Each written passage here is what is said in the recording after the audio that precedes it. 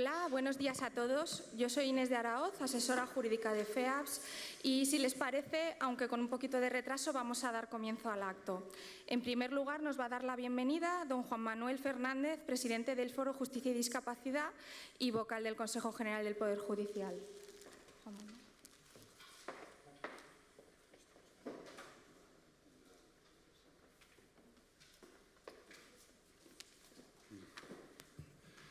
Señor vicepresidente de FEAPS, señores miembros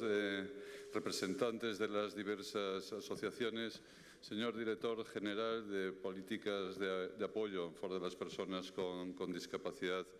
queridos vocales del Consejo General del Poder Judicial, señoras, señores, muy buenos días. Sean todos ustedes muy bienvenidos a esta casa,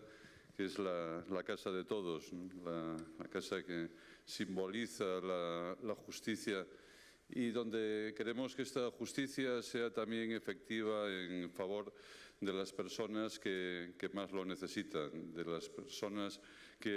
más vulnerables y que por lo tanto requieren una mayor atención. Atención que en la justicia ha de dispensarse absolutamente a todas las personas en condiciones de igualdad, y para promover esa igualdad es necesario también promover políticas de apoyo en favor de las personas con discapacidad. En esta muy breve introducción a lo que será una jornada sin duda excelente, quiero felicitar de todo corazón en nombre del Consejo General del Poder Judicial y del Foro de Justicia y Discapacidad que tengo el honor de presidir a FEAPS en sus bodas de oro, la Confederación Española de Organizaciones de Favor de Personas con Discapacidad Intelectual y de Desarrollo. Es de todos conocido y por lo tanto no requiere más presentaciones, pero yo en este acto no puedo sino subrayar, significar la importancia cuantitativa y cualitativa. La primera, representada por agrupar más de 800 entidades, 884. Trabajar con alrededor más de 130.000 personas, que suponen 235.000 familias, con 40.000 personas profesionales más 8.000 voluntarios. Y desde luego en el ámbito, desde el punto de vista cualitativo, es innegable e impagable la labor que se realiza en favor de la integración de las personas con discapacidad intelectual y de apoyo a sus familias para integrarlas en condiciones de igualdad en nuestra sociedad. Este objetivo es el que persigue el Foro Justicia y Discapacidad con sede en esta casa, en el Consejo General, y del que forman parte diversas administraciones, la Fiscalía General del Estado, el Colegio de Abogados, Procuradores, Registradores, como digo, diversas administraciones, el Ministerio de Justicia, así como diversas organizaciones como el CERMI o la ONCE. Nosotros, este foro, creado en el año 2003, tiene dos grandes objetivos. Uno, el de promover, ayudar y promover políticas en favor de las personas con discapacidad,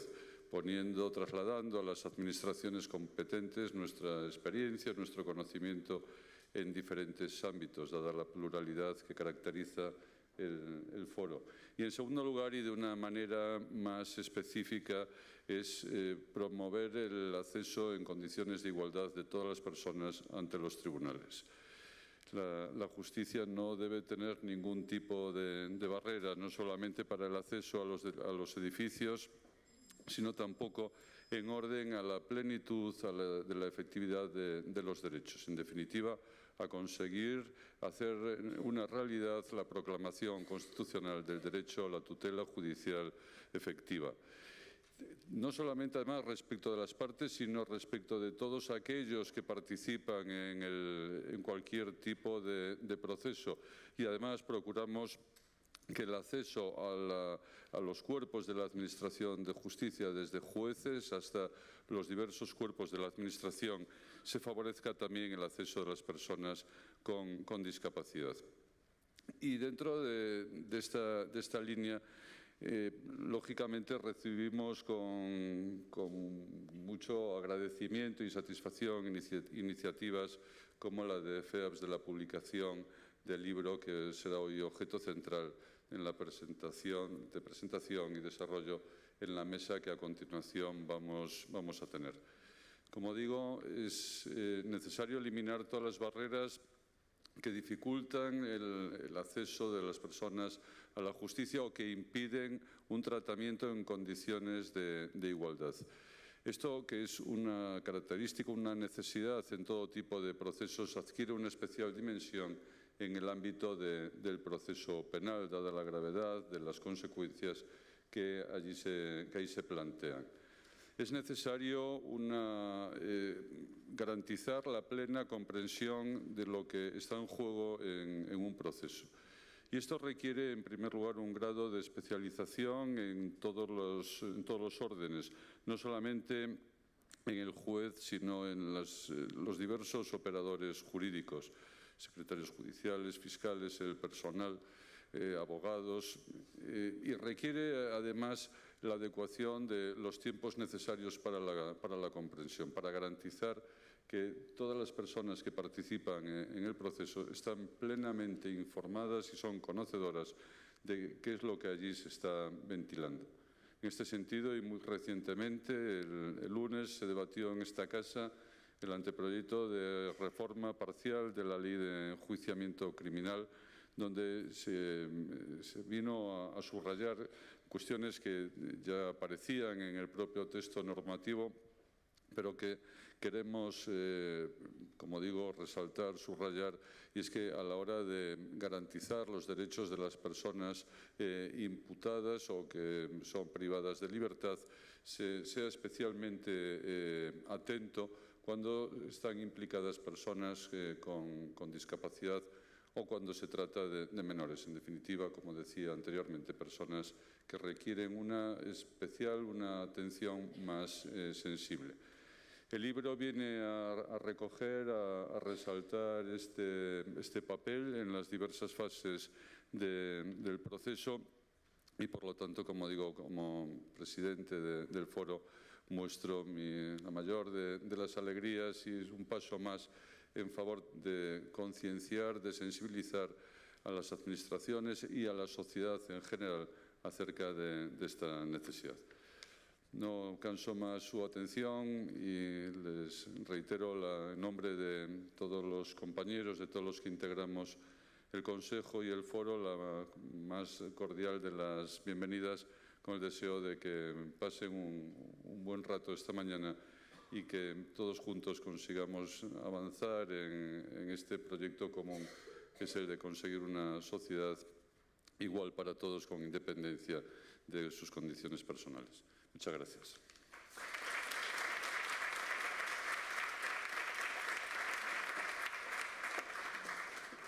Y a continuación, como continuación de la bienvenida, paso la palabra a don Mario Puerto, vicepresidente de FEAPS.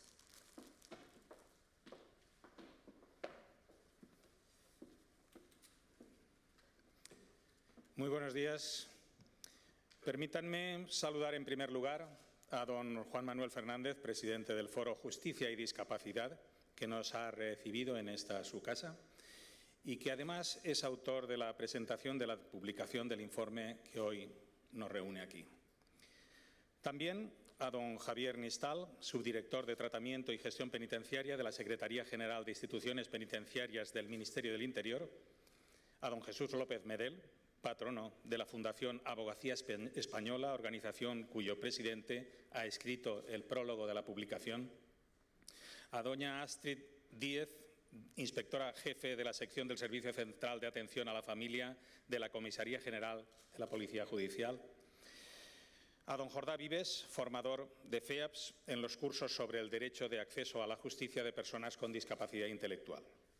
Y, por último, a don Torcuato Recover y doña Inés de Araoz, coordinadoras de la red de juristas de FEAPS y grandes colaboradores nuestros. A todos los asistentes, bienvenidos. Es un placer y un gran honor para mí estar hoy aquí con todos ustedes en esta maravillosa sala en la que los aquí reunidos tenemos mucho conocimiento acumulado y mucho que decir sobre el derecho de acceso a la justicia de las personas con discapacidad intelectual o del desarrollo. En ella hay profesionales de la judicatura, incluida una nutrida representación de vocales del Consejo General del Poder Judicial, profesionales de la abogacía, de la Fiscalía, profesionales del ámbito de los cuerpos de seguridad del Estado y de instituciones penitenciarias, y también del ámbito universitario, e incluso contamos con la presencia de representantes de la editorial jurídica y la Fundación Wolters Kluwer, que también nos están apoyando de distintos modos, tales como la difusión de esta jornada. Contamos también con la representación de organismos públicos, con la presencia de don Ignacio Tremiño, director general de Políticas de Apoyo a la Discapacidad, y representantes de organizaciones de personas con discapacidad, profesionales y directivos pertenecientes a FEAPS, todos con interés y experiencia en el tema del que hemos venido a hablar hoy, que no es otro que la garantía de la igualdad de oportunidades en el ámbito de acceso a la justicia de las personas con discapacidad intelectual o del desarrollo. Precisamente en este ámbito, desde FEAPS, queremos compartir con ustedes nuestra satisfacción por la noticia publicada este pasado fin de semana sobre la paralización de la reforma del Código Penal en lo que a las medidas de seguridad se refiere. Desde FEAPS, junto con el CERMI y FEAFES, principalmente nos hemos opuesto desde el principio al contenido de esta reforma. Era discriminatoria y claramente contraria a la Convención Internacional sobre los Derechos de las Personas con Discapacidad. Una discapacidad no puede ser la causa última de que la aplicación de una medida de seguridad privativa de libertad se prolongue indefinidamente en el tiempo.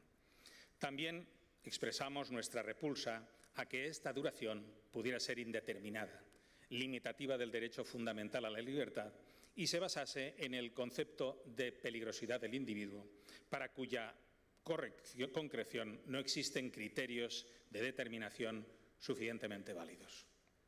De hecho, en el informe que hoy hemos venido a presentar, aparece como anexo el posicionamiento ante esta reforma, redactado por don Torcuato Recover, coordinador de la red de juristas de FEAPS, presente en la mesa, así como el informe realizado sobre la citada reforma de don Carlos Ríos, experto del Comité sobre los Derechos de las Personas con Discapacidad, que, como comisionado por la ONU, vino a España el pasado mes de julio y realizó, a petición del CERMI, un asesoramiento técnico sobre la adecuación de la reforma a la Convención, cuya lectura les recomiendo. Puesto que durante la presentación de hoy tomará la palabra don Torcuato, uno de los coordinadores del informe, y va a hablar sobre su contenido, yo quisiera hablarles de los años que FEAPS lleva trabajando en el acceso a la justicia de las personas con discapacidad intelectual y que en los últimos tiempos nuestro proyecto está adquiriendo una gran envergadura con la colaboración de muchos de ustedes aquí presentes. Este año celebraremos el 20º aniversario, se dice pronto, 20 años de nuestro programa de atención a las personas reclusas y exreclusas, encuadrado dentro de la asignación del IRPF a fines sociales.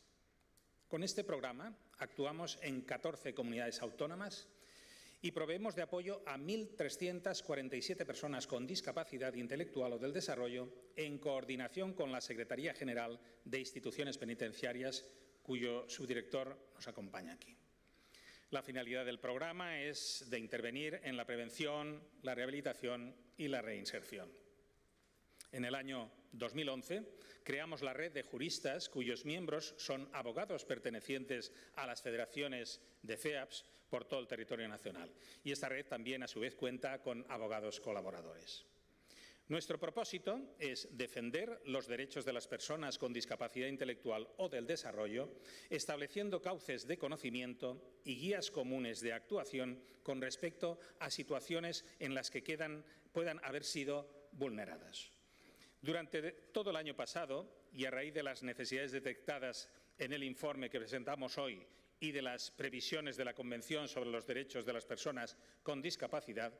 hemos estado colaborando con la Fundación de la Abogacía Española, uno de cuyos patronos nos acompaña hoy aquí, en la formación de abogados y abogadas en diferentes colegios de abogados de toda España, en su programa Aula de Derechos Humanos. Dicha formación ha sido impartida por técnicos de nuestro programa de atención a personas reclusas y exreclusas, abogados de nuestra red de juristas y, lo más importante, formadores con discapacidad intelectual. De hecho, Jordá Vives es una de las personas que ha estado impartiendo formación en el Colegio de Abogados de Gerona. Y permítanme presumir y decirles que en las valoraciones de satisfacción que han realizado los abogados, en una escala del 1 al 10, nos otorgan una puntuación de 8,8. En las valoraciones son varios los abogados que han resaltado que esta formación es importante para reflexionar y promover cambios, y que además valoran especialmente la participación de personas con discapacidad intelectual o del desarrollo. Estas líneas de acción han determinado que debamos contar con formadores capacitados en acceso a la justicia y, por tanto, hemos realizado un curso de formación para personas con discapacidad intelectual y a familiares sobre el derecho de acceso a la justicia para que luego sean ellos los que formen a diferentes operadores jurídicos. Y seguimos avanzando. Este año 2015 seguiremos con nuestro proyecto, con la Fundación de la Abogacía Española, dando cursos en colegios de abogados. Además, realizaremos un proyecto con financiación de la Oficina de Derechos Humanos del Ministerio de Asuntos Exteriores y Cooperación, quienes también nos acompañan hoy aquí, para ampliar esta formación a otros operadores jurídicos y en la capacitación de facilitadores en el ámbito de la justicia que colaboren con la policía y los juzgados. No quiero restar más tiempo a la mesa, por lo que termino reiterando el agradecimiento de FEAPS a todos y a todas las personas que hoy aquí nos acompañáis,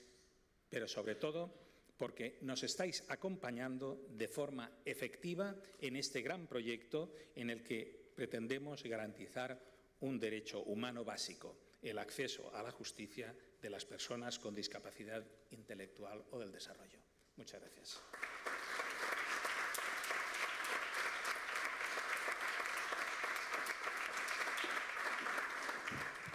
Muchas gracias. Ahora pasaremos a abrir la mesa para la presentación del libro. En primer lugar, decir que don Javier Nistal nos ha avisado de que ha tenido una llamada de última hora y que posiblemente se reunirá a última hora con nosotros. Entonces, damos paso al resto de participantes de la mesa que moderará don Torcuato Recover. Gracias. Gracias, Inés. Antes que nada, soy efectivamente Torcuato Recover, Balboa. Me toca, por mor de las decisiones de la Federación, coordinar esta red de juristas FEAPS, por ella creada, a la que antes se refería nuestro vicepresidente. Y quiero, antes que nada, pues efectivamente, por una razón de justicia, mi madre me enseñó que ser agradecidos es la primera razón de la buena educación. Agradecer efectivamente al Consejo General del Poder Judicial, muy particularmente a don Juan Manuel Fernández, vocal del Consejo y presidente del Foro de Justicia y Discapacidad, al resto de los vocales del Consejo General del Poder Judicial que nos acompañan hoy, al propio Consejo como tal y a todos los intervenientes, a todas las representantes de las instituciones y demás que hoy nos acompañan. Especialmente también, y permítanme que lo diga expresamente, agradecer también la presencia de mis compañeros, los miembros de la red de juristas FEAPS, que son, en definitiva, los autores de este informe. Permítanme en ese sentido presentarles un poco a esta realidad nuestra que supone la aportación que realiza y que es esta red nuestra de juristas que hemos conformado fácilmente y que con este libro muestra aún más su solidez y que constituye un espacio para la colaboración, para el apoyo mutuo, para la creatividad entre los juristas, desde el que compartir experiencias y compartir intereses. Ha sido fácil tejer esta red de conexiones de juristas comprometidos con los intereses de los más vulnerables, de abogados que saben que aun cuando no obtienen pingües beneficios económicos con este compromiso nuestro, se benefician personalmente con cada avance en los derechos de cada persona con discapacidad. Y de que el derecho, vivido en cualquier rincón de España en favor de una persona con discapacidad intelectual o del desarrollo, con la velocidad del desinterés,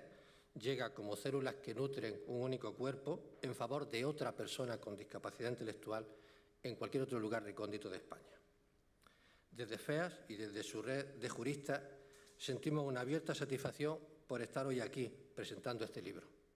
Hacerlo aquí, en este salón de actos del Consejo General del Poder Judicial, no es baladí. Por el contrario, es un acto simbólico. Hoy el Consejo, permíteme que tome un poco la voz en nombre de los que realmente lo representan, y con él quisiéramos que todo el sistema judicial español y con él todos sus operadores jurídicos, jueces, magistrados, fiscales y letrados, realizásemos con este acto una manifestación expresa de compromiso con los derechos de los más débiles, de los más vulnerables, de aquellos que son orillados por el sistema, de aquellos que no comprenden y a menudo no son comprendidos por el sistema. Nuestro informe, citando aquí no ya la jurisprudencia, sino la clásica cita de Paco Umbral, que vengo a hablar de mi libro, nace como consecuencia de la magnífica experiencia y trabajo cotidiano de los técnicos y profesionales del programa de reclusos de FEAPS, que, como nos recordaba don Mario hace unos minutos, vienen trabajando desde hace más de 2 décadas en este proceso. A ellos debemos también agradecer de forma expresa todo lo que nos han nutrido y ayudado, todas las experiencias que nos han permitido efectivamente abordar las situaciones específicas que se consideran en el informe. Durante esas 2 décadas, los técnicos y profesionales del programa de reclusos vienen efectivamente trabajando con personas con discapacidad intelectual en centros penitenciarios y han comprobado el dato alarmante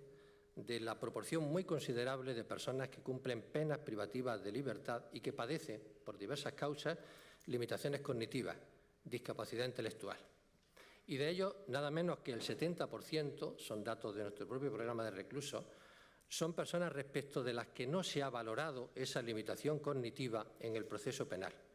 Y en un procedimiento garantista como el nuestro, en el que las circunstancias modificativas de la responsabilidad son fundamentales, no se han apreciado a estas y no han jugado para determinar la pena o medida impuesta. Entendemos que eso realmente es un fracaso evidente de un sistema garantista que, y hay que reconocerlo, es achacable a todos los operadores jurídicos que han intervenido en el mismo, jueces, fiscales y letrados. En ese interés nace nuestro estudio. Que nadie espere encontrar en él una sesuda aportación académica o doctrinal, ni aún un tratado al uso sobre derecho procesal o penal. Tenemos que reconocer nuestras debilidades, nuestras limitaciones, y no podíamos abordar este tema desde ese punto de vista. Lo que hemos preparado es más bien una guía de ayuda para identificar las barreras en el acceso a la justicia penal de las personas con discapacidad intelectual y del desarrollo y para proponer medidas para solucionarlas. Hemos procurado, pues, considerar la situación de las personas con discapacidad intelectual a lo largo de todo el proceso penal, desde la detención y las diligencias policiales previas hasta el cumplimiento de penas y el internamiento en centros penitenciarios, pasando por las fases de instrucción, las declaraciones, las distintas modalidades de enjuiciamiento, etc. En nuestro estudio constituye un elemento transversal la aplicación del artículo 13 de la Convención Internacional sobre los Derechos de las Personas con Discapacidad, una norma internacional que, aún pasados ya 8 años de su aplicación en España, hay que recordar, constituye normativa legal, forma parte de nuestro ordenamiento jurídico en cuanto que tratado internacional ratificado por España, que por la vía de los artículos 10, 2 y 96 de la Constitución no solamente forma parte de nuestro ordenamiento, sino que ha de constituir criterio hermenéutico auténtico, en palabras casi del Tribunal Supremo, criterio hermenéutico sustancial de interpretación del resto de las normas. Para nosotros, la aportación que ha supuesto la Convención es fundamental y aún tenemos que seguir realizando este proceso un poco de misión, casi de evangelización, de ir llegando con el texto de la Convención a tantos operadores jurídicos, a tantos tribunales que no siempre la aplican con el rigor y con la enorme aportación que este texto internacional ha supuesto. El acceso a la justicia, como dice el artículo 13 de la Convención, es la garantía de cualquier otro derecho fundamental y para hacerlo, la persona con discapacidad tiene que entender y ser entendida. Y esa es una asignatura pendiente de nuestro sistema judicial. Hemos intentado, pues, hacer una guía inteligible incluso a quienes la aborden sin una preparación jurídica previa, que sea útil para quienes se preocupen para defender o ayudar a quienes, padeciendo una discapacidad intelectual, han sido acusados adecuada o inadecuadamente de un ilícito penal o intervienen en el procedimiento en el rol de víctimas o de testigos. Hemos huido deliberadamente de usar un lenguaje excesivamente técnico y forense e incluso usamos criterios o parámetros que no son habituales en manuales jurídicos, sino más propios de otros modelos. Por ejemplo, la identificación de buenas prácticas. Y, obviamente, como corolario, hemos procurado identificar las situaciones de mayor riesgo, las prácticas inadecuadas, las rutinas que, incluso sin planteárselo, suponen ignorar los derechos de quien ni entiende ni es entendido cuando declara en un proceso penal y sufre después las consecuencias de esa pasiva inadecuación del sistema. Como señalaba también don Mario Puerto, hemos procurado enriquecer también nuestro informe uniendo a este una aportación de especial actualidad, quizá tan pegada a la actualidad que pueda tener excesiva vigencia, que quizá acote demasiado la vigencia de nuestro comentario a este momento, pero que entendíamos al elaborar el libro que no podíamos ignorar. El posicionamiento que desde SFEA y desde su red de juristas hemos realizado respecto de la propuesta de reforma del Código Penal, que ahora se debate en el Parlamento y que por fin está dando lugar a una modificación de las posturas con las que se abordaba este tema en el anteproyecto, que de no modificarse, como parece que efectivamente va a ocurrir, supondría una merma, un retroceso en el abordaje de los derechos de las personas con discapacidad en el proceso penal, puesto que el texto inicialmente proyectado pretendía dejar sin efecto la actual limitación temporal de las medidas de seguridad. Y lo hemos enriquecido, efectivamente, con el brillante análisis que al respecto realiza don Carlos Rías Espinosa, vicepresidente del Comité Internacional de Naciones Unidas para la aplicación de la Convención. Finalmente, permítame cerrar diciendo que en la misma línea que ya apunta en su prólogo tanto don Juan Manuel Fernández como don Carlos Carnicer, estoy convencido de que el derecho es más legítimo cuando es usado para defender los intereses de los más débiles. Responde a su última ratio cuando sirve para hacer justicia en el sentido clásico de esta, dando a cada uno lo que le corresponde. Esto es, adecuando el acceso a la justicia y la aplicación de esta a la debilidad de quien ha de acceder a ella desde condiciones de especial vulnerabilidad. A eso es a lo que intentamos ayudar con este libro. Muchas gracias.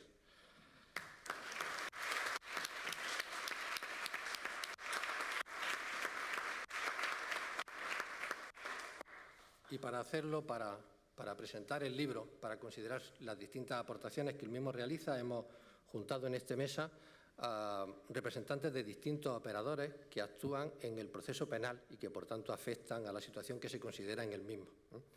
Y por eso voy a ir dando la palabra a cada uno de ellos, empezando porque desde FEA, lo señalaba también nuestro vicepresidente, don Mario, hace unos minutos, para nosotros es fundamental contar con los protagonistas. Nada se debe hacer con las personas con discapacidad sin que sean ellas también las que tomen el protagonismo en las mismas. Por tanto, en los compromisos que venimos realizando nosotros respecto del acceso a la justicia de las personas con discapacidad, en las labores de formación, de sensibilización que venimos realizando, las propias personas con discapacidad tienen necesariamente un protagonismo en ese aspecto. Por eso contamos aquí hoy con la presencia de Jordà Vives, formador en el derecho de acceso a la justicia de personas con discapacidad intelectual, persona que, por tanto, ha pasado ya por el proceso de formación que nosotros mismos hemos elaborado en ese aspecto y que no dudaría en reconocer como una buena práctica también para difundir también en el propio ámbito de la discapacidad intelectual las formas de acceso a la justicia,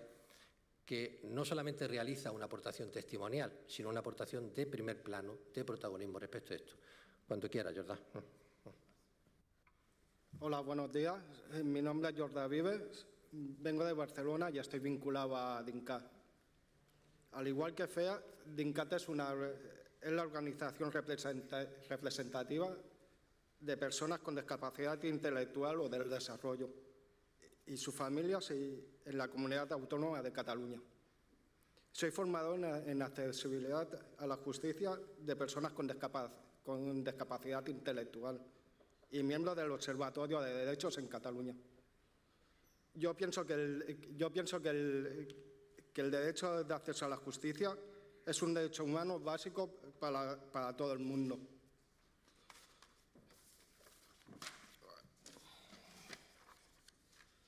Es importante que las personas con discapacidad intelectual y nuestra familia conozcamos este derecho y sepamos cómo reivindicarlo. Nos hemos dado cuenta que en nuestras vidas existen situaciones en las que se nos vulnera este derecho, como por ejemplo cuando las personas con discapacidad intelectual están en la cárcel y no saben por qué, ni entienden la sentencia del juez. Otro ejemplo, cuando una mujer con discapacidad intelectual quiere hacer una denuncia y la policía no le cree. Y otro ejemplo más, cuando incapacitan a una persona y le quitan todos sus derechos.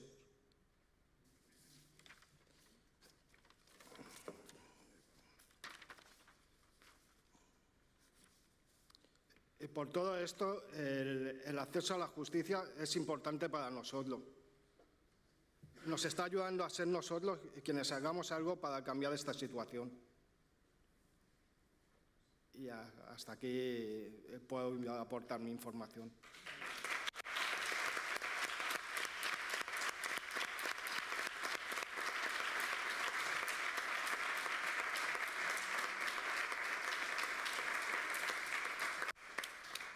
Gracias, Jordán. Doña Astrid Díaz, inspectora jefe de la sección del Servicio de Atención a la Familia de la Comisaría General de Policía Judicial del Cuerpo Nacional de Policía. Cuando quiera. Hola, buenos días. Quiero agradecer indudablemente la invitación del Cuerpo Nacional de Policía a este foro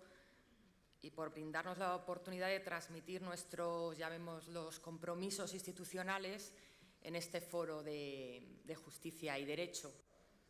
Me gustaría poner de manifiesto el actual compromiso del Cuerpo Nacional de Policía, un fehaciente compromiso con este colectivo. Un compromiso general en todos nuestros ámbitos de actividad que consiste en brindar un tratamiento especial a las personas más vulnerables de la comunidad, como es este colectivo que protagoniza hoy este foro, porque así lo dice el Código Ético del Cuerpo Nacional de Policía, que ya tiene muchos años, y además transmitir el compromiso específico de la Comisaría General de Policía Judicial para este ámbito del proceso penal, en el que se busca articular los mecanismos necesarios para poder dar cumplimiento en las investigaciones criminales a las exigencias de la Convención Internacional de Derechos de las Personas con Discapacidad. Debo destacar, hoy en día el espíritu policial está impregnado de grandes esfuerzos por brindar un trato adecuado a las víctimas que son especialmente vulnerables, tanto por razón de su edad como de sus posibles enfermedades que las hacen vulnerables, e indudablemente por razón de su discapacidad. Y prueba de ello actualmente nuestro Plan Estratégico del Cuerpo Nacional de Policía 2013-2016, que lo elabora la Dirección General de la Policía bajo las directrices marcadas por el Ministro del Interior y que establece nuestra estrategia corporativa en las acciones a desarrollar policialmente en los próximos años. Este plan estratégico pone de relieve la preocupación por las personas con discapacidad que son víctimas de violencia doméstica fundamentalmente, y lo cataloga a este colectivo como un grupo especialmente vulnerable de sufrirla. Además, nuestro plan estratégico establece la obligación de que impulsemos una actuación policial integral con este colectivo, una actuación policial integral que contemple un aumento de la prevención, que contemple la sensibilización y el aprendizaje de habilidades sociales por parte del colectivo policial para fundamentalmente facilitar que aflore el delito y se denuncie. Además, exige una actuación policial que considere lograr la efectiva protección de las víctimas y, paralelamente, una mayor eficacia en las investigaciones policiales en las que se encuentran implicados estos colectivos. Y además, el plan estratégico del que estoy hablando insta a que desarrollemos con instituciones, asociaciones y organismos protocolos de primera asistencia y atención y para que desarrollemos planes de respuesta que erradiquen cualquier tipo de discriminación como consecuencia de su discapacidad. Y para ello buscamos una actuación multidisciplinar con estas asociaciones. Somos conscientes, y cierto es, que son muchas las barreras con las que una persona con discapacidad intelectual se encuentra cuando, por circunstancias de la vida y sin quererlo muchas veces, pues entra en contacto con el desconocido mundo policial y judicial. Son barreras que, en primer lugar, se encuentran o son producidas por el ambiente ante un espacio desconocido como es una comisaría, que se convierte indudablemente en un espacio hostil e intimidante para la persona. Pero luego también tenemos unas barreras por los problemas de comunicación y comprensión. Utilizamos un lenguaje jurídico y técnico policial difícil y formulamos preguntas con mucha repercusión y damos instrucciones complejas que bloquean a la persona y la imposibilitan para poder tomar una decisión con conocimiento de causa. Y aparte de las barreras sociales por los mitos y estereotipos relacionados con este colectivo que indudablemente todavía subsisten en la sociedad y también en el colectivo policial. Estas barreras provocan que estas personas sean más resistentes, reacias a presentar una denuncia en una dependencia policial que el resto de las personas. Y esto entendemos que es consecuencia de los sentimientos que afloran en ellos, como el miedo hacia nosotros, el colectivo policial, y el miedo hacia la persona denunciada. También sentimientos como la vergüenza de contar ante una persona desconocida, como es la policía, lo sucedido, de revelar paralelamente su discapacidad ante este desconocido, sentimientos de desconfianza, inseguridad, de que no va a ser creído, etc. Somos conscientes, y es una realidad, que esta resistencia a presentar denuncia es actualmente paliada en gran medida con la labor que desempeñan hoy en día las instituciones y organismos que atienden a estos colectivos, que se convierten en aliados fundamentales para su ayuda y protección. Desde la Comisaría General de Policía Judicial, que yo represento, y ante el delito buscamos o pretendemos una actuación policial apropiada que se adapte a las necesidades de comprensión y comunicación que necesitan estas personas, y sin olvidar que sea una actuación eficaz, permita esclarecer las circunstancias del hecho y la presunta autoría del hecho también. Una actuación donde el policía que investiga cuente con los recursos necesarios para, en primer lugar, saber detectar que está frente a una persona con discapacidad. En segundo lugar, saber comunicar con ella. Y, en tercer lugar, saber entenderla. Somos conscientes que en la medida en que los grupos de investigación de la Policía Judicial y las oficinas de denuncias y atención al ciudadano se constituyan como servicios policiales con capacidad para atender a estas víctimas y para adaptar con calidad sus procedimientos policiales y sus diligencias, desde el Cuerpo Nacional de Policía se estará contribuyendo a paliar su vulnerabilidad y su revictimización durante el proceso penal. Para que en el curso de una investigación policial se garanticen los derechos que se reconocen a este colectivo en la Convención Internacional, me refiero, como se ha dicho anteriormente, al artículo 5, pero más especialmente al artículo 13, que habla del derecho de acceso a la justicia en igualdad de condiciones, es imprescindible que en esta primera fase del proceso penal, es decir, en la fase policial, logremos, en la medida de lo posible, identificar a la persona con discapacidad intelectual y, seguidamente, que ajustemos adecuadamente nuestros procedimientos para que ellos nos puedan entender y nosotros nos podamos comunicar con ellos. Cierto es que las investigaciones policiales, en las que yo muchas veces he participado como policía investigadora,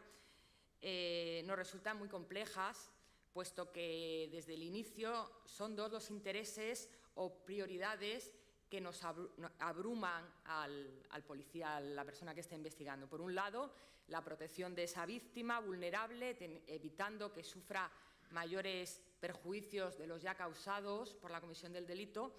Y, por otro lado, nos abruma también lograr la eficacia de la investigación policial, acreditar con premura las pruebas de lo realmente sucedido, y ello tanto en beneficio del denunciado como de la propia víctima. Además, en aquellas investigaciones de hechos graves en los que están implicadas personas con discapacidad intelectual, en la violencia sexual y la violencia doméstica, la rigurosidad en la aportación policial de pruebas y la fiabilidad de las declaraciones que vayamos tomando en el curso de la investigación son circunstancias de cabal importancia para el procedimiento judicial que subyace, y debemos evitar, en todo caso, que una defectuosa o incompleta instrucción policial lleve a condenas injustas o conduzca a la absolución indebida del culpable, lo cual deja a la persona aún más desprotegida y cronifica la violencia sufrida. Tenemos claro desde la cúpula de la Comisaría General de Policía Judicial que las diligencias policiales en las que participan directamente las personas con discapacidad intelectual tienen que estar siempre adaptadas. Así, consideramos imprescindible contar con la participación de la figura del facilitador, que se llama, para que apoye idóneamente a la persona y contribuya a adaptar nuestra actuación o diligencia concreta. Tenemos que buscar esa figura en una persona de confianza perteneciente al entorno cercano de la persona con discapacidad. Hablamos del entorno familiar, educativo o laboral. Y en su defecto o ante su falta de idoneidad porque pueda estar implicada en los hechos investigados, se hace totalmente imprescindible recurrir a agentes externos que puedan desempeñar este papel como profesionales independientes expertos en discapacidad. Y lo buscaremos y debemos de buscarlo en las organizaciones y asociaciones pertinentes. También quiero poner de manifiesto que, a pesar de la premura y la urgencia, en todo caso, de nuestras actuaciones policiales en esta primera fase, en sede policial, debemos también garantizar que las personas con discapacidad intelectual cuenten con los acompañamientos deseados en los trámites que efectuemos con ellos, tanto a la hora de interponer la denuncia como en una fase fundamental, que es en el momento en que es informada de los derechos que le asisten. Esta información de derechos siempre debemos de hacerla de forma adaptada para que pueda ser comprensible por ellos, y para ello tenemos que comenzar a hacer uso de manera sistematizada de textos de fácil lectura que garanticen su comprensión, que además tenemos los mecanismos para hacerlo. Y también importante garantizar el acompañamiento en las tomas de declaraciones y en otras diligencias que requieren la participación directa de este colectivo, como por ejemplo las habituales diligencias de reconstrucción de hechos o para fijar los itinerarios, o las diligencias de identificación de autor, testigos. En todo caso, siempre que estos acompañamientos no perjudiquen el buen fin de la investigación. Y también, por último, también quería destacar como acciones recientes desarrolladas por el Cuerpo Nacional de Policía en esta materia, señalar que estamos haciendo grandes esfuerzos para aumentar las acciones formativas en el marco de la Comisaría General de Policía Judicial, sobre todo en los funcionarios policiales destinados en las oficinas de denuncias y atención al ciudadano y en los grupos de investigación de policía judicial. Una formación dirigida sobre todo a detectar, entender y comunicar con este colectivo. Y también recientemente la Comisaría General de Policía Judicial publicó un manual en el ámbito de la Administración General del Estado, que también lo he traído porque creo que en cierto modo también puede complementar un poco el libro protagonista de hoy. Se titula La discapacidad intelectual bajo el prisma policial y es un manual para detectar, entender y comunicar con personas con discapacidad intelectual en el ámbito de la policía judicial. hay intereses por impulsar la creación de, como dije al principio, de protocolos que posibiliten o abran canales de colaboración y coordinación de FEAPS con el Cuerpo Nacional de Policía durante las investigaciones policiales. También me gustaría mencionar un acuerdo de colaboración firmado entre el Cuerpo Nacional de Policía y Daum Madrid, que este convenio que fue firmado este verano, y este convenio persigue la mejora de la protección y seguridad del colectivo de personas con síndrome de Down y otras discapacidades, así como la promoción de su integración en la sociedad. Y establece actividades de formación y sensibilización recíprocas entre ambas instituciones y abre nuevos canales de intercambio de información entre ellos y nosotros. Y también me veo en la obligación de mencionar que en el ámbito de no discriminación a este colectivo, como consecuencia de su discapacidad, recientemente se ha aprobado el protocolo de actuación de las fuerzas y cuerpos de seguridad para los delitos de odio y conductas discriminatorias. Este protocolo nos va a permitir visualizar mejor los delitos de odio o conductas discriminatorias que puedan sufrir las personas con discapacidad y así mejorar su protección, permitir que aflore la denuncia y disminuir eso que llamamos la cifra negra. Y por lo demás, pues no tengo ni nada más que decir, más que agradecer y dar mi enhorabuena por los esfuerzos de FEAPS y por el libro. Muchas gracias.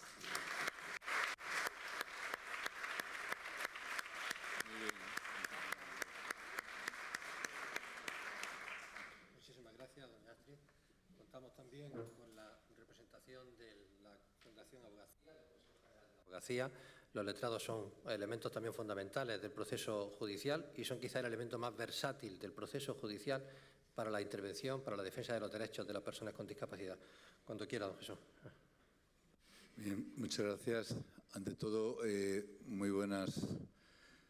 días, muy buenas tardes a todos ustedes. Gracias por la acogida del Consejo General del Poder Judicial, del Foro Justicia y Capacidad, que aglutina a numerosas instituciones que intervienen precisamente en relación con estos temas y también particularmente a FEAPS por la publicación cuya felicitación anticipo. Intervengo, en efecto, en este acto, aun cuando pueda participar también de otras fundaciones dedicadas a carácter social, como la Fundación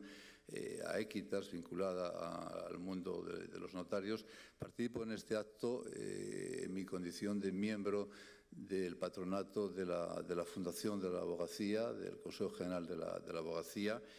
que tiene una vida corta, 11 años, pero intensa, muy dedicada a los temas sociales que tienen una profunda relación con la justicia.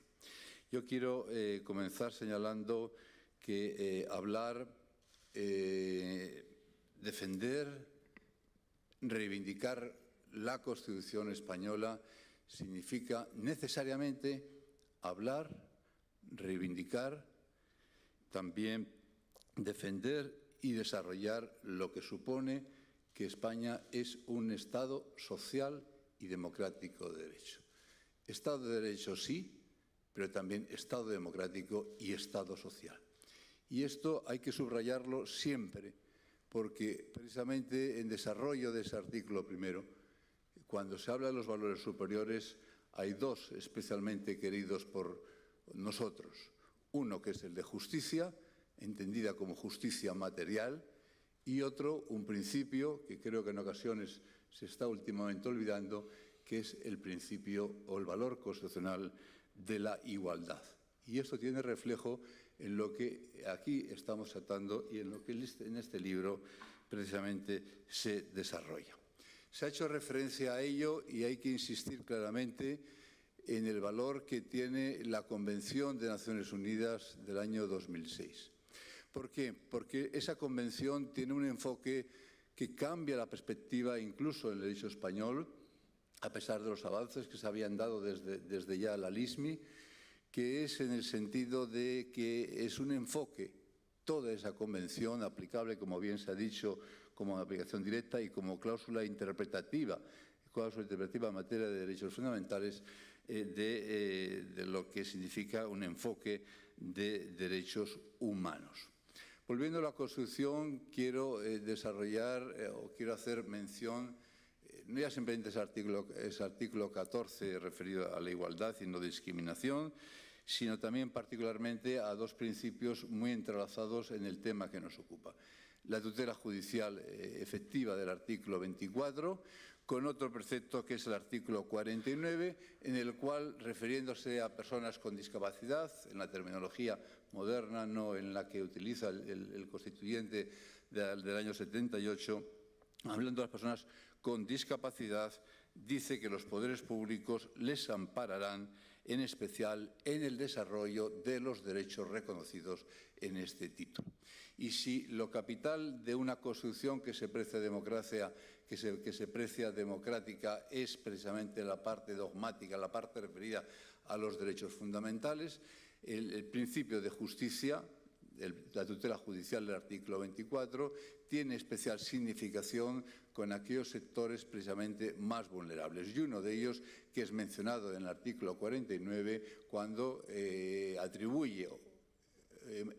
encomienda y mandata a los poderes públicos, repito, para que les amparen a estas personas en el desarrollo de los derechos que corresponde o le atribuye ese título primero, en el cual está ese artículo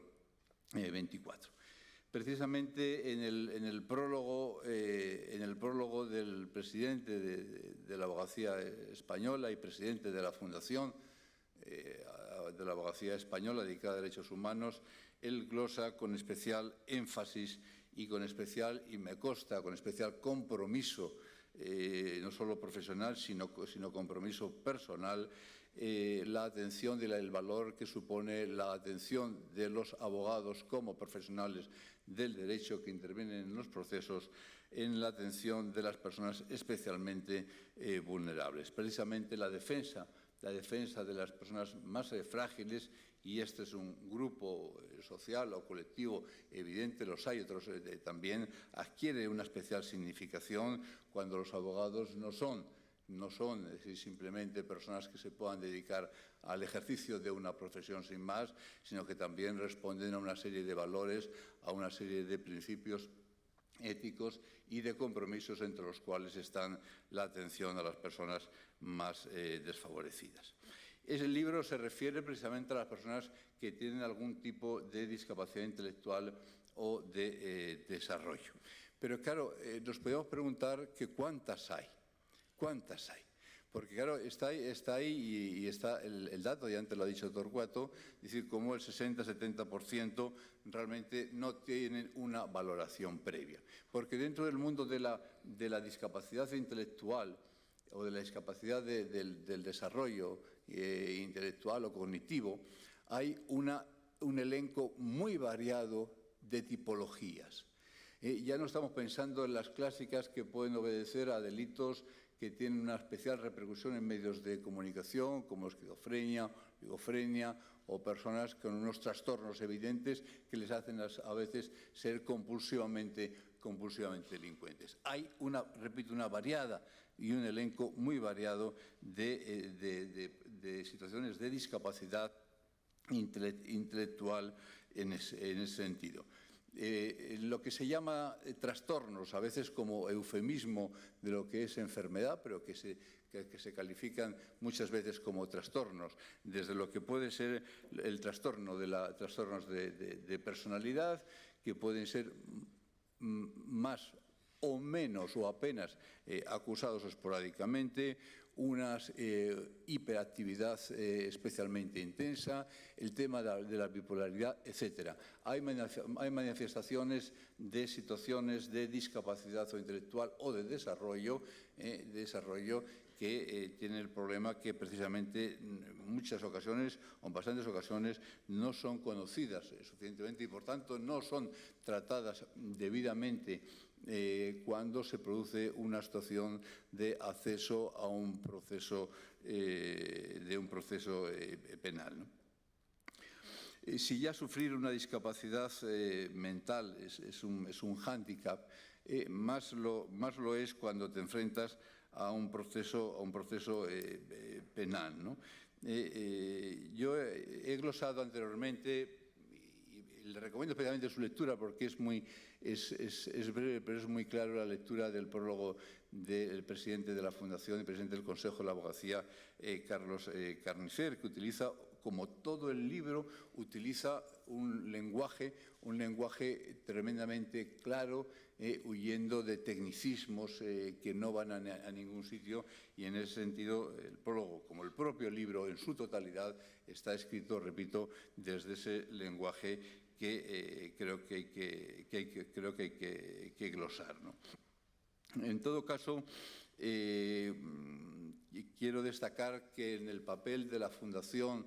de la Abogacía, muy vinculada a derechos humanos, además de actuaciones en el ámbito internacional, y ahora una muy reciente que está teniendo mucho eco en medios de comunicación, sobre las visitas, precisamente las relaciones con presos españoles o no españoles en cárceles de países en situaciones mucho más difíciles que las de aquí, que recientemente en Ecuador han tenido una actuación tremendamente brillante y exitosa. Pero quiero destacar que hace ya unos años la propia Fundación elaboró un informe titulado «Los enfermos mentales en el sistema penal», la colaboración intensa que tiene con FEAPS y con CERMI, y en ese sentido también se ha hecho referencia a ello, y yo quiero glosarlo particularmente en las jornadas vinculadas a lo que llamamos aulas de derechos humanos, que cada vez se van extendiendo cada vez más desde los colegios profesionales que hay en España, se van pidiendo, y que se hacen siempre en colaboración con FEAPS. En estas aulas de derechos humanos, que están bastante centradas en el proceso penal, con la discapacidad intelectual o de desarrollo, queremos precisamente ampliarlas a otros ámbitos de las personas con discapacidad, y entre ellos, por ejemplo, tratar a colación algo en el cual FEAPS me consta que ha trabajado y que algunos también venimos hace tiempo haciéndolo, igual que la propia Fundación, con un programa de Eurosocial en orden a reivindicar la no privación del voto a las personas con discapacidad y, en su caso, la recuperación del mismo. Por lo tanto, ampliando dentro de las aulas de derechos humanos el tratamiento de las personas con discapacidad, por supuesto, como digo, en lo que es la actuación o el tratamiento de estas personas cuando se encuentren en un proceso penal, pero también en otro tipo de situaciones en las cuales haya derechos que reivindicar desde el planteamiento de, como digo, sobre todo la Convención del año 2006 que España asumió y ratificó 2 años después, ¿no? El libro es muy ilustrativo, el índice, tanto lo que se refiere al procedimiento como en un tema particularmente importante en todo proceso, pero en el proceso penal, por supuesto, ¿no? También, como no puede ser menos, que son las medidas cautelares, ¿no? Y ahí es donde cobran especial valor los informes, sobre todo en aquellos casos en que no se han detectado previamente la existencia de enfermedades, trastornos o algún tipo de discapacidad, que, como digo, es algo que es bastante frecuente. El tema de las medidas cautelares, con lo que es ya el enjuiciamiento penal hasta la sentencia, ¿no? Me interesa particularmente destacar, y recomiendo sobre todo un poco la lectura y la reflexión, aquellos casos donde, y es una llamada a todos los profesionales, es decir, y aquí hay gente del mundo de la Fiscalía, del mundo de los forenses, del mundo de la policía, de la Fuerza de Seguridad, etcétera, etcétera, el mundo de la magistratura, por supuesto, en orden a aquellos casos en que no ha sido ese trastorno, discapacidad o enfermedad, no ha sido detectado previamente, ¿no? En todo caso, me interesan y me preocupan también 3 temas que voy a apuntar que se tratan en el libro, como son, en primer lugar, las alternativas al posible ingreso en prisión y con la consiguiente pérdida de medidas de la libertad, las alternativas. En segundo lugar, la atención de estas personas en los centros penitenciarios, donde también hago una llamada a lo que es la formación de las personas, de los funcionarios que están y que prestan sus servicios en centros de internamiento, de privación de libertad, y la posible sustitución de penas privativas por otras que, bueno, pues hay el Código de 1995, ahí están, aunque creo que están todavía bastante vírgenes por desarrollar en España, como son los trabajos en favor de la comunidad. Desde luego, un libro tiene valor, aparte de ser breve, que eso siempre se agradece, de ser, como digo, de lectura fácil, pero tiene además el valor, si me permiten, político, de saber decir cosas que hay que decir. Y en ese sentido, esa parte final que se ha glosado anteriormente a propósito de las medidas que contenía el anteproyecto de Código Penal, es decir, la crítica que aquí se hace, porque se califica como medidas regresivas, yo estoy convencido que este libro de FEAPS, es decir, ha servido para que en manos y en la lectura de algunas personas con responsabilidad política, prelegislativa o de otro tipo de información, etcétera, hayan trasladado, es decir, lo regresivo y lo negativo que era ese tratamiento. Y, por tanto, ya el valor de ese libro, además de aprender de él, yo creo que ya en ese sentido es muy, muy loable, y felicito, por tanto, por ese valor. Nada más que me resta felicitar de nuevo a FEAPS, a todas las entidades implicadas en el Foro Justicia y Discapacidad, alentarles a que sigan precisamente comprometidos con esta materia, y que a los sectores que a lo mejor no los conocen suficientemente den difusión de algo que en España no podemos dejar de olvidar. Solamente será posible hablar de una Constitución plena cuando el principio de igualdad, el principio de justicia se acerquen más a lo deseable, a lo real, que no a lo regresivo. Y en ese sentido, también glosar finalmente, junto con la mención que he hecho con FEAS, a todo el movimiento asociativo, sin el cual los avances desde la histórica y tan querida LISMI, recientemente derogada por el texto refundido, que a mi juicio tengo mi propia opinión particular sobre ello, del texto refundido de noviembre del año 2013, pero que el movimiento asociativo ha sido especialmente valedor de las causas de las personas con discapacidad, y entre ellas también en el mundo del acceso y el acceso pleno y la protección plena a la justicia. Nada más, y muchas gracias.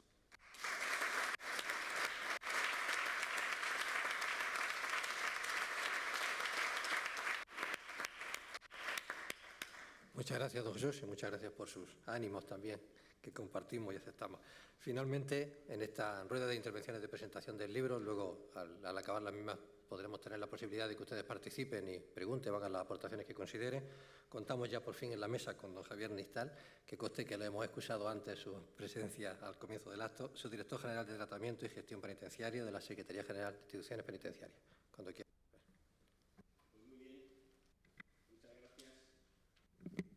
Buenos días. En primer lugar, pedir disculpas a los compañeros de la mesa y, en general, a los asistentes por la tardanza en incorporarme. Ya saben que la gestión penitenciaria siempre tiene estos temas de última hora. Como todos sabemos, la salud mental, es cierto, y aquí se ha apuntado de alguna manera, que plantea problemas de bien difícil solución en el contexto social, tanto en el ámbito civil como también en el ámbito penal. Por lo que se refiere un poco a la intervención que afecta a la presentación de este libro, en el proceso penal esas dificultades se presentan ya desde el momento de tener que enjuiciar la conducta de personas que cometen delitos bajo un nivel de discapacidad intelectual que les puede hacer ciertamente inimputables o semi-inimputables, o de alguna forma disminuir su capacidad de culpabilidad. También en el momento de valorar esa imputabilidad o inimputabilidad por los órganos judiciales y, sobre todo, a la hora de seleccionar la medida más adecuada a imponer, tanto se trate de una pena como de una medida de seguridad o, conjuntamente, la pena y la medida de seguridad. Pero si hay algún ámbito especialmente dificultoso a la hora de hacer efectiva esa medida es el ámbito de la ejecución penal, porque a la hora de dar cumplimiento a la pena, a la medida o a la pena y la medida es donde verdaderamente aparecen las complejidades y las dificultades, porque obviamente, y además es una reflexión que yo suelo hacer en estas intervenciones, una de las normas que de alguna manera tienen que ver con el cumplimiento de las resoluciones judiciales suelen ser las que más carecen de desarrollo normativo, así como el legislador está muy preocupado en establecer cuál es la reacción del sistema penal ante determinados hechos delictivos y de seleccionar la medida adecuada. Luego no hay un desarrollo, y eso lo vamos a tener ocasión de comprobar a lo largo de mi intervención, no hay un desarrollo concreto de cómo se lleva a cabo esa materialización de la ejecución de esa medida o de esa pena y de esa medida. Y de alguna manera, además, es una carencia que es bien significativa, porque el principio de individualización de alguna manera se materializa absolutamente cuando se ejecuta la pena o se ejecuta la medida o cualquier otra reacción punitiva que haya establecido el legislador. Porque si las demás medidas de alguna manera tienen una generalización, la concreción del cumplimiento es la que determina en realidad la efectividad del sistema de cara no solo cuantitativamente, sino también cualitativamente en la forma de ese cumplimiento. Y es que, así como la teoría en principio es muy sencilla, para la persona que es autor de un hecho delictivo y es imputable, se le aplica una pena, entendiendo que ello se hace en base al criterio de su culpabilidad y esa pena tendría como objetivo, de alguna manera, la función de la prevención general, tanto en su versión positiva como negativa, también, lógicamente, la prevención especial, pero básicamente el efecto ese de prevención general que establece la finalidad de la pena. Si el autor del hecho delictivo es inimputable, la solución también es bien clara, es una medida de seguridad, teniendo en cuenta que el autor del hecho delictivo carece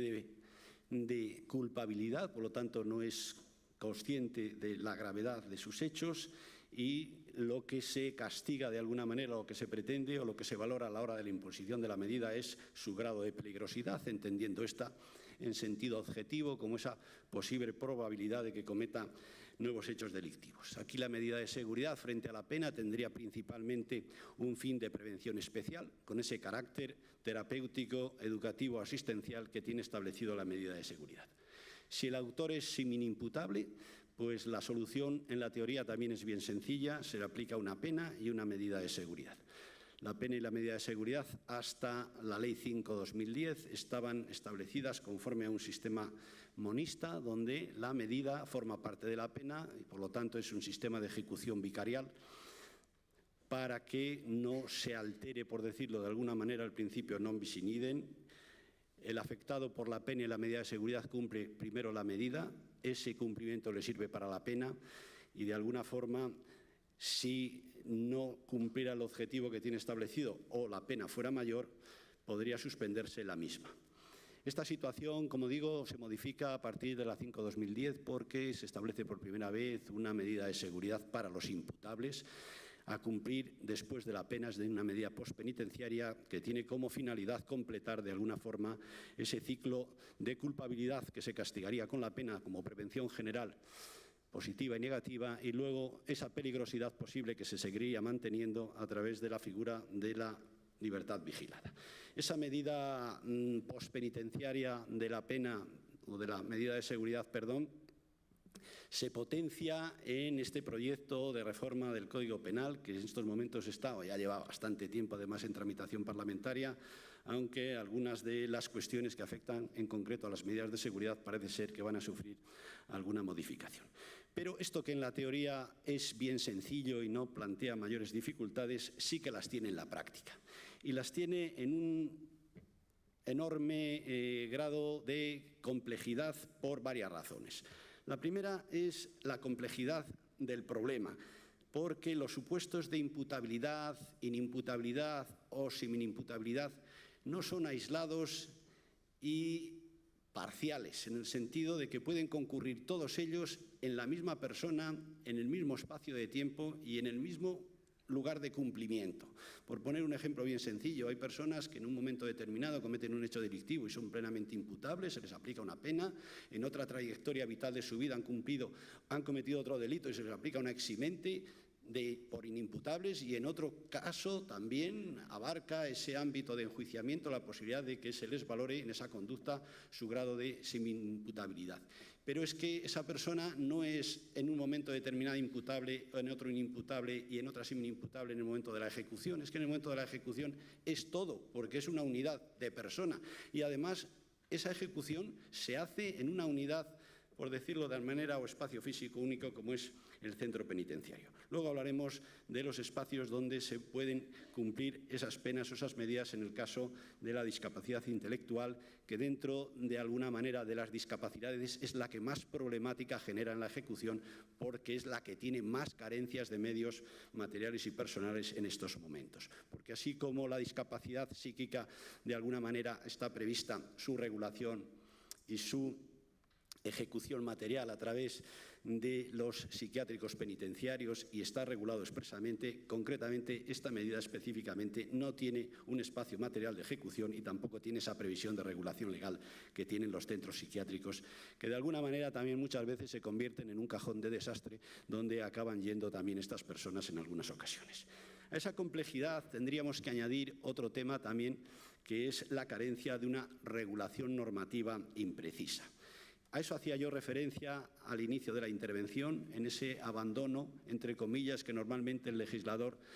tiene con lo que es el ámbito de la ejecución frente a la regulación detallada que sí que tiene en el ámbito de la imposición de la pena y la determinación de la misma. Y es que la Ley Orgánica General Penitenciaria, que atribuye a la institución penitenciaria de forma genérica o de forma específica, si se quiere, la ejecución de las penas y las medidas de seguridad privativas de libertad, está muy especializada en la ejecución de las penas, pero nada especializada en la ejecución de las medidas, y mucho menos en la ejecución de esa medida específica para los discapacitados intelectuales. Esa Ley Orgánica General Penitenciaria, que ya en su artículo 11, bueno, en el artículo 7, cuando prevé los centros de cumplimiento, hace una clasificación de los mismos como centros de preventivo, centros de cumplimiento y centros especiales. En su artículo 11 desarrolla los centros especiales como centros hospitalarios, psiquiátricos y de rehabilitación social, que son los dedicados al cumplimiento de las medidas de seguridad. Pues después de 35 años que debe tener la Ley Orgánica General Penitenciaria, esos centros todavía no existen, salvo los psiquiátricos penitenciarios para la ejecución, pero del internamiento de la discapacidad psíquica, de la esquizofrenia, de la locura. Es cierto que el Reglamento Penitenciario del año 1996 desarrolla con cierto detalle la ejecución de esa medida en un centro psiquiátrico y hace una referencia, no deja de ser bien genérica, a una posibilidad de cumplir esas penas a través del artículo 182.3 en unidades extrapenitenciarias cuando de alguna manera concurran las exigencias que marca la normativa penitenciaria. Esa carencia de este tipo de centros para regular o ejecutar la medida de seguridad de la discapacidad intelectual tampoco ha quedado cubierta con esa regulación reglamentaria, porque de alguna forma, así como para la ejecución de la medida de seguridad que pudiera recaer en el caso de la adicción a los tóxicos, los centros educativos, centros de desintoxicación, que prevé el Código Penal, tienen una cobertura a través de distintas entidades que de alguna forma cubren ese ámbito de terapéutico de asistencia, no así en el caso de la medida de discapacidad intelectual, que no existen centros especializados y que de alguna manera ha habido que dar una solución que yo trataré de explicar más adelante. Pero esta regulación o esta carencia o esta laguna de regulación en el ordenamiento penitenciario tampoco ha sido cubierto posteriormente, porque mira que han pasado años que podría haberse hecho perfectamente, porque el Real Decreto 840-2011 del 17 de junio, que vino de alguna manera a desarrollar la modificación que establece la Ley Orgánica 5/2010 en cuanto a esa reforma importante las medidas de seguridad, sobre todo de cara a ese ámbito de la pospenitenciaria para delincuentes imputables. Tampoco hace una previsión específica, simplemente se limita a decir o hacer una referencia al cumplimiento de la medida de seguridad de internamiento en centro psiquiátrico y abandona todo lo que es la regulación de alguna forma de las otras dos medidas específicas de deshabituación y de centro educativo especial. Esa laguna reglamentaria, aunque inicialmente se preveía en ese reglamento, al final quedó excluida y se ha dado cobertura a través de una instrucción interna de la Secretaría General de Instituciones Penitenciarias, que es la 19/2011, de 16 de noviembre, que ha regulado de alguna manera o ha venido a poner un parche a lo que es un modelo de ejecución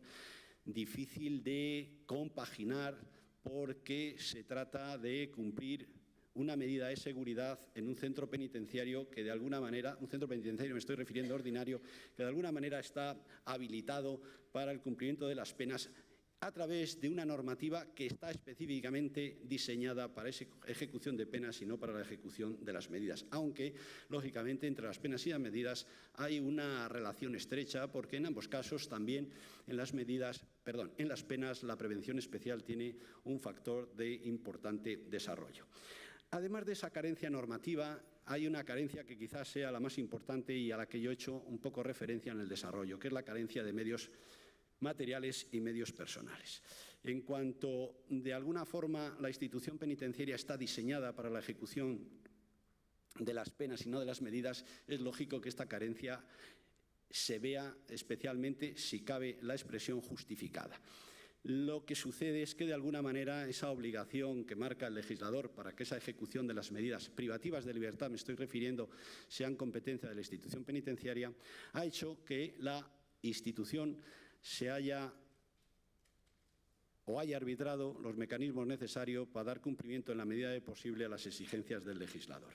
Y en ese sentido es muy importante, y yo quiero aquí destacarlo, y luego terminaré de alguna manera haciendo referencia con una felicitación especial a esas ONGs o esas asociaciones que, especializadas en los temas de discapacidad intelectual, están trabajando en el ámbito de la institución penitenciaria, especialmente FEAPS,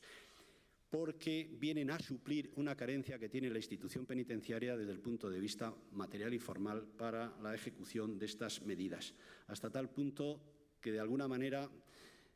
se ha arbitrado una especie de solución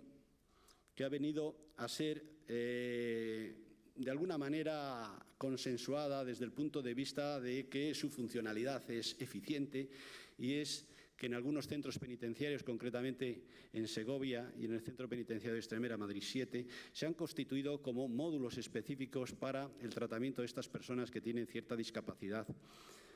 intelectual y que de alguna manera pueden venir a suplir, sobre todo con la atención que tengan de los especialistas de estas aportaciones externas, puedan suplir esa carencia que en el ámbito penitenciario tiene la ejecución de las medidas de seguridad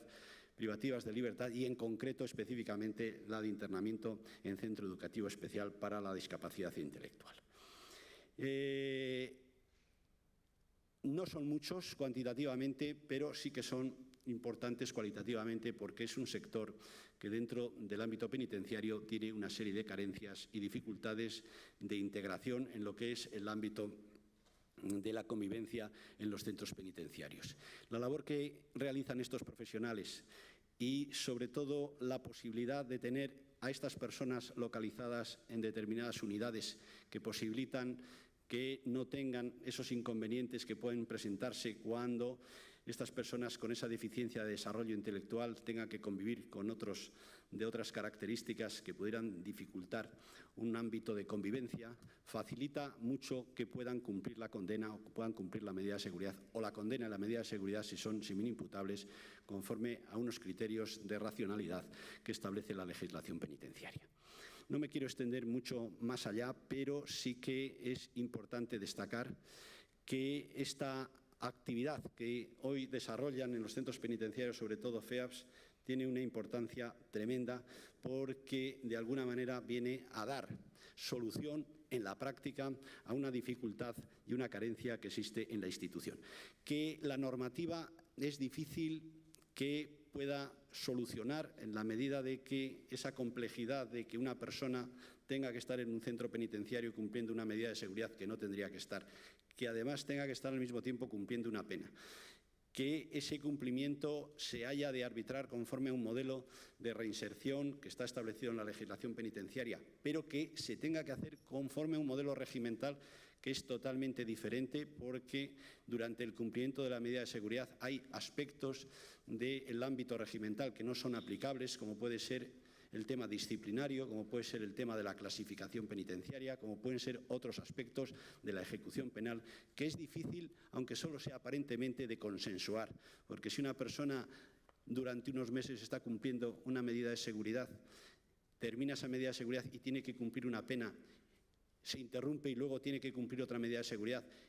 y siendo la misma persona y estando en el mismo centro y además sometido de alguna manera al mismo régimen de seguridad y de convivencia, en unos casos su actividad disciplinaria o su incumplimiento de las normas regimentales no es sancionable, en otros sí, hace difícil aparentemente, y además yo se lo puedo decir que en la práctica también, esa dificultad de poder llevar a cabo un cumplimiento adecuado de esa medida de seguridad en los términos que se exige terapéutica, asistencial y en definitiva tratamentalmente. La instrucción 9/2011 a la que yo hacía referencia ha querido dar de alguna forma cabida a esa dificultad, pero no les quiero no quiero de alguna manera que no sean conscientes de que esa dificultad se sigue manteniendo. Quisiera, por último, dar por finalizada esta intervención con una reflexión final,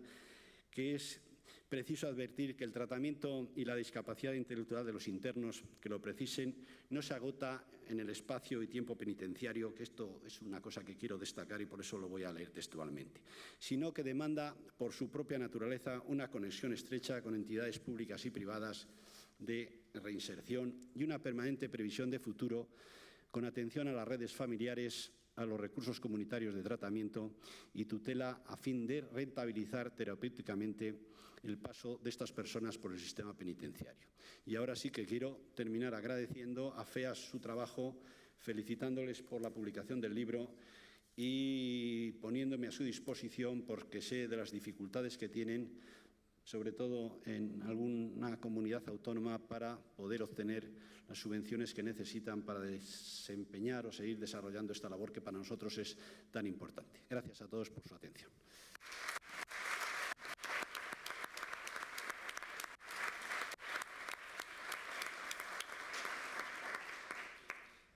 Muchísimas gracias, don Javier. En la mesa hemos intentado representar una parte, no toda, nos faltan algunos elementos de los operadores jurídicos que intervienen en el proceso penal, pero para finalizar y sin perjuicio de que obviamente será don Juan Manuel quien clausure el acto, si quieren cabe la posibilidad de que efectivamente haya algunas intervenciones. Así que les dejamos la voz a ustedes. ¿Habrá alguna compañera con micrófono?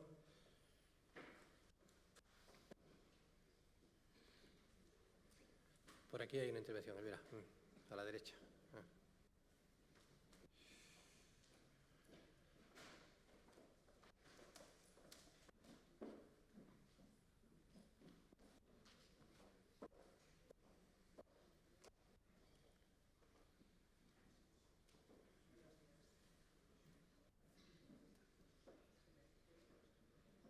¿No se le oye? ¿Ahora? Ahora sí. Buenos días. Mi nombre es Raquel Segovia, soy abogada. Pertenezco además al turno especial de menores. He tenido la suerte de, como dice en el prólogo del libro el presidente, de tener la satisfacción de defender a personas con discapacidad, tanto desde el punto de vista de víctima como desde el punto de vista de autor. Quiero agradecer la absoluta semblanza de realidad que ha realizado Javier Nistal de cómo está la situación actual y nos tiene los pies puestos en la tierra, las absolutas dificultades que hay. Desde este momento, a todos los que estamos aquí, los que podemos hacer o pueden hacer algo, les pediría que a todos los operadores jurídicos, lo primero, un intento de formación exhaustiva, que todos ayuden a esa formación. Nos es muy complicado a los que estamos a pie de obra tener esa formación y que a veces nos escuchen. Y además pediría que se lance una sensibilización de modestia para todos los que intervenimos, en el sentido de que hay veces que nos encontramos con la dificultad que personas que no tenemos la titulación que supuestamente es de una garantía del procedimiento, como pueden ser peritos, psicólogos, etcétera, cuando les planteas esas dudas que habéis recogido en el libro, de que entiendes que la persona que estás asistiendo cabe la posibilidad de que tenga algún grado de discapacidad, como eres de otro ámbito, desdeñan esas opiniones. Entonces, sí que me gustaría que se elaborara una especie de protocolo, unas líneas en las que todos los que actuamos y tenemos sensibilidad en estas situaciones, al menos se nos respeten. Y de verdad os quiero agradecer profundamente que cada vez sea más visible que las personas con discapacidad necesitan una protección y una visibilidad especial, nada más. ¿Hay más intervenciones?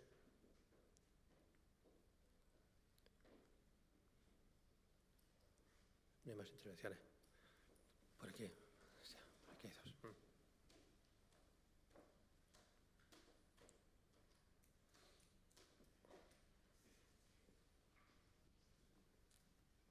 ¿Ahora? Ahora sí. Hola, buenos días. Muchas gracias por la oportunidad de poder intervenir. Me llamo Luis Barea, soy técnico de DINCAT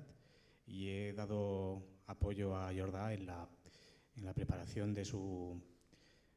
presentación. Entonces, bueno, en los momentos que hemos dedicado a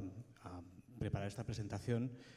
yo me he quedado con lo que él expresa acerca de su opinión sobre el tema penal. Así que, bueno, pues invito un poco a Jordà a que exprese, bueno, cuál es su impresión, su opinión sobre el tema penal y cuál cree que puede ser la solución. ¿Quiere intervenir, verdad? Sí. ¿Qué remedio? Sí. Parece que ya está, ¿verdad? Déjalo.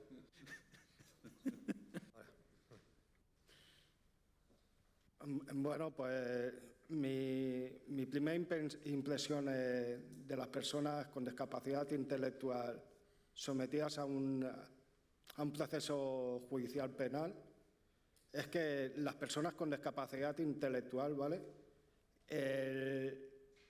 Que nosotros estemos condenados a una pena de prisión, ¿vale? No es nada favorable para nosotros. Primero porque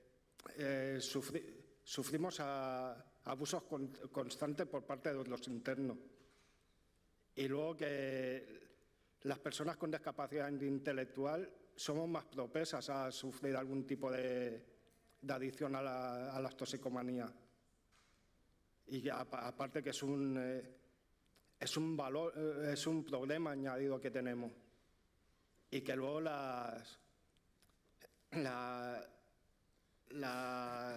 los programas de desintoxicación, ¿vale? Nos es difícil poder acceder a esos programas.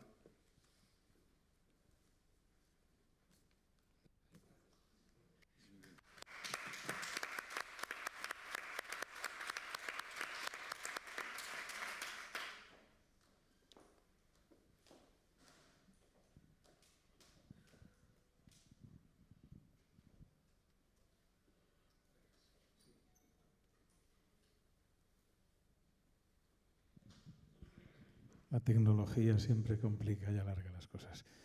Simplemente quería intervenir para agradecer a la mesa la profusión de datos y la información que ha facilitado, que ha venido a enriquecer naturalmente el trabajo que FEAPS ha realizado en el libro que hoy se presenta. Por ello, nuestro agradecimiento desde FEAPS a todos los miembros de la mesa. Y aparte de eso, recordar e incidir el trabajo que viene realizando FEAPS durante estos 20 años en el ámbito de toda la cuestión que hoy nos ocupa. Sería muy interesante no olvidar esta situación y además aprovechar que hay en este momento autoridades en el ámbito de la administración pública para solicitar más apoyos para llevar adelante estos programas que, como digo, 20 años ya viene realizando FEAPS, pero que desde entonces quedaron congelados en cuanto a su aportación y su participación económica, y poco se puede hacer cuando después de 20 años seguimos trabajando con los mismos presupuestos. En ese sentido, si los miembros de la mesa o alguno de ellos es capaz de poder echar una mano a nuestra federación, sería muy de agradecer, sería muy útil y caería pues en beneficio de nuestra organización y, por supuesto, de las personas con discapacidad intelectual a las que defendemos y por las que trabajamos día a día. Muchas gracias. Si no hay más intervenciones, me gustaría hacer, lógicamente, el acto lo va a cerrar. Así, perdón, por aquí. Milagro.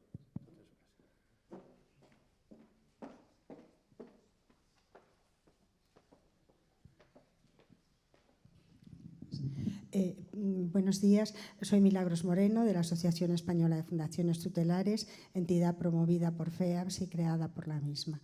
Me gustaría agradecer lo primero todas las intervenciones de la mesa, que efectivamente, teniendo en cuenta que el ejercicio de la tutela de personas con discapacidad intelectual siempre crea problemas de todo tipo, siempre en beneficio del incapaz se buscan las soluciones adecuadas. En ese sentido, también desde las fundaciones tutelares hemos tenido situaciones en las que las personas, y sobre todo las personas que tienen una mayor influencia por el mundo exterior, es decir, que pueden ser más manipuladas, en ocasiones se ven llevadas a situaciones extremas de compromisos o de situaciones que les meten en momentos difíciles legalmente hablando. Por lo tanto, me gustaría que también tuviéramos en cuenta que efectivamente desde el mundo penitenciario las personas o las entidades, porque en este caso hablo en nombre de entidades tutelares, tienen que colaborar en ocasiones en la situación penitenciaria del implicado y que fuera posible que tuvieran una intervención más fácil, porque a veces las situaciones son complicadas y tienen connotaciones que dificultan mucho la labor. Por otra parte, tengo que agradecer que hemos recibido siempre un trato muy especial, se han facilitado siempre las cosas para solucionar las situaciones de las personas que han podido verse incursas en situaciones de compromisos judiciales, pero no dejo de recordar que efectivamente esa población está ahí, que siempre trabajamos en beneficio del incapaz y, por supuesto, protegiendo sus derechos y al mismo tiempo permitiéndoles que los ejerzan. Muchas gracias.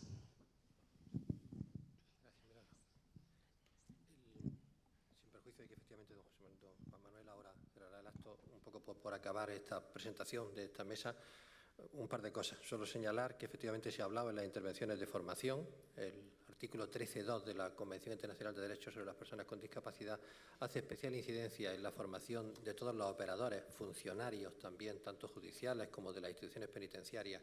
respecto de la situación y de los derechos de las personas con discapacidad, y esa es también una asignatura no suficientemente solventada, tanto en la organización judicial, tanto en toda la propia esfera y en todos los estratos de la administración judicial, como también el cumplimiento de las penas. Cerrar, si me permiten hacerlo con una anécdota. El cumplimiento del programa de reclusos de FEA nació, como se señalaba anteriormente, hace más de 20 años, cuando se nos ofreció la posibilidad de visitar un centro hoy felizmente cerrado, un centro penitenciario en León, Y allí pudimos conocer y comprobar la existencia de personas con discapacidad intelectual que habían sido algún día condenadas a penas de privativas de libertad o a medidas de seguridad de las que los órganos judiciales, las instituciones ya prácticamente se habían olvidado, que formaban parte del centro penitenciario casi como si del mobiliario se tratase, vagaban por el mismo sin que nadie se acordase de por qué estaban allí y en qué sentido estaba. Esta situación, que además en parte ciertamente se modificó con el Código Penal del 95 al limitar la duración de las medidas de seguridad, hoy también es alarmante, y acabo casi con lo que empezaba inicialmente, con el hecho de que hoy haya un enorme número de personas con discapacidad intelectual. La anterior directora general de Instituciones Penitenciarias casi cifraba en un 6,5% de personas con discapacidad intelectual en centros penitenciarios. De eso nada menos que un 70% lo están sin haber sido reconocida esa discapacidad en el proceso penitenciario. El compromiso de todos es que esta situación se modifique. Muchísimas gracias. La voz es suya, don Juan Manuel. Bueno, es un momento, porque creo que es el sentir general, el deseo de que esto se hubiera prolongado más. Desde luego, lo que hacemos en esta casa, en el Consejo General del Poder Judicial, cobra un especial significado en momentos como este, ¿no?, donde esa labor que tenemos en pos de la justicia adquiere una dimensión especial. Y hace patente, además, que la mejor manera de ayudarse a uno mismo es preocuparse por los demás, por tratar de favorecer a los demás. Y en este sentido quiero agradecer a FEAPS, lo personalizo en su vicepresidente y en todos los que lo integran, esa labor diaria que realizan en pos de las personas que más lo necesitan. Agradecimiento que hago también de una manera expresa a todos los integrantes de la mesa, por lo que habéis dicho y cómo lo habéis dicho, con esa forma de decir las cosas propia de quienes creen lo que están haciendo, y con esa honestidad y esa sinceridad de la que habéis hecho gala. La justicia no es solo cosa de los jueces. Esto, además, en el seno de esta casa es una composición plural. Los vocales que integramos el Consejo no solo procedemos de la judicatura, sino que afortunadamente también se integra por profesionales de diferentes ámbitos. Yo creo que esto refleja esta idea que la justicia es una cosa de todos. De una manera especial, lógicamente, en el seno del proceso de los diversos colectivos, instituciones que intervienen en él, en el proceso penal, también en esa fase previa, por supuesto, de las fuerzas y cuerpos de seguridad del Estado. Pero los jueces tenemos, sí, un papel de garantes de los derechos fundamentales. El juez del siglo XXI es, ante todo, un juez que garantiza la efectividad de los derechos humanos. Es el último baluarte cuando todos los mecanismos de protección han fallado, queda el recurso a los tribunales. Y este papel de compromiso con los derechos humanos, este papel de compromiso con las personas más necesitadas, es el que quiero hoy poner de manifiesto ante todos ustedes. Quiero garantizarles nuestra vocación de servicio a estos objetivos. Y para ello, desde luego, tomamos nota de todo cuanto se ha dicho hoy. Somos conscientes de las dificultades que en el proceso penal tienen las personas que tienen alguna discapacidad intelectual o del desarrollo. Se ha hecho especial hincapié en el ámbito penitenciario, una cuestión que es tratada a menudo, pero tratada de una manera específica en la última reunión que mantuvimos en el Foro Justicia y Discapacidad, donde estamos barajando diversas maneras de abordar este problema. Y, en definitiva, como les decía esta mañana en mi intervención inicial, queremos dar una respuesta que haga realidad el derecho a la tutela judicial efectiva, y ello requiere especialización, requiere formación y requiere sobre todo, un grado de sensibilidad en quienes trabajamos en el ámbito de la justicia. Como les digo, este es un compromiso que yo reitero hoy ante ustedes y lo hago en nombre de los que integramos esta casa y en nombre de los más de 5.000 jueces y juezas que integramos el Poder Judicial en España y que les aseguro que estamos comprometidos en esta labor de dar una tutela judicial efectiva a las personas con independencia, abstracción hecha de las condiciones que en ellas concurren. Nada más, les agradezco a todos su presencia esta mañana en nuestra casa, que se ha visto honrada con su asistencia, y esperando que sea un encuentro que se reitere en lo sucesivo. Desde luego, las puertas de nuestra casa, nuestro consejo, están siempre abiertas para ustedes. Muchísimas gracias.